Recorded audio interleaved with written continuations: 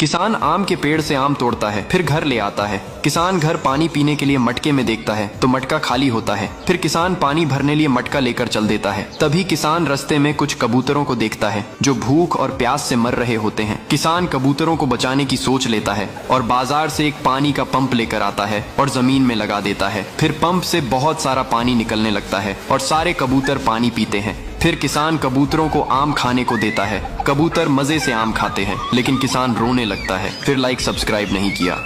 किसान और कबूतर मिलकर रेगिस्तान में खूब मेहनत करके एक घर बनाते हैं। ये कबूतर खूब मेहनत करता है और दूर दूर से पानी लेकर आता है, तो इधर किसान भी बहुत मेहनत करता है। धीरे धीरे घर बनकर तैयार हो जाता है। फिर एक दिन किसान घर में आराम करने लगता है कि अचानक आसमान से बिजली गिरती है और घर में आग लग जाती है, जिससे किसान मर जाते हैं और कबूतर रोने लगता है। फिर भी लाइक सब्सक्राइब नहीं किया। किसान ने इस बार आंवले की खेती की थी। भर भर के आंवले लगे थे। एक दिन बहुत सारे बंदर जंगल से गांव में आ जाते हैं और किसान के खेत में घुसकर आंवले खाने लगते हैं और आंवले के पेड़ तो तोड़कर पटक देते हैं। किसान जब यह देखता है तो बंदरों को पकड़ने के लिए एक बहुत बड़ा गड्ढा खोदता है और गड्ढे को घास से ढककर ऊपर से आंवले रख देता है। फिर किसान झोपड़ी में छिपकर बंदरों का इंतजार करने लगता है। जैसे ही बंदर आते हैं, आंवले देखकर खुश हो जाते हैं और बिना सोचे समझे आंवले पर कूद पड़ते हैं और गड्ढे में फंस जाते हैं। अब किसान बंदरों को पकड़ लेता है। तभी बंदर किसान से माफी मांगते हैं। किसान बंदरों को माफ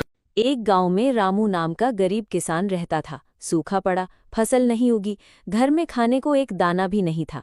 पेट में आग लगी थी, लेकिन हिम्मत नहीं हारी। सुबह सवेरे उठकर रामू जंगल गया, सूखी लकड़ियां इकट्ठा की और शहर जाकर बेचा। थोड़े पैसे मिले।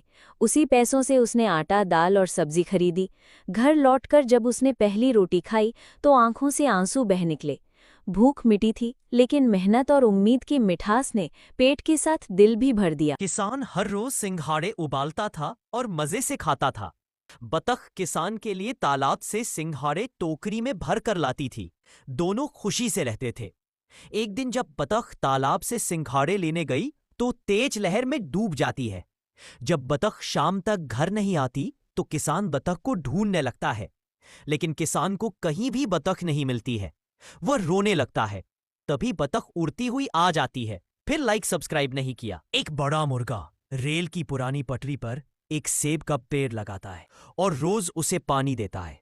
पेड़ धीरे धीरे बड़ा होने लगता है और उस पेड़ पर लाल लाल सेब लग जाते हैं। लेकिन एक दिन उसी पटरी पर एक तेज ट्रेन आ जाती है। मुर्गा ट्रेन को रोकने की बहुत कोशिश करता है, लेकिन ट्रेन पेड़ से टकरा जाती है। पेड़ गिर जाता है और मुर्गा बहुत दुखी होकर रोने लगता है।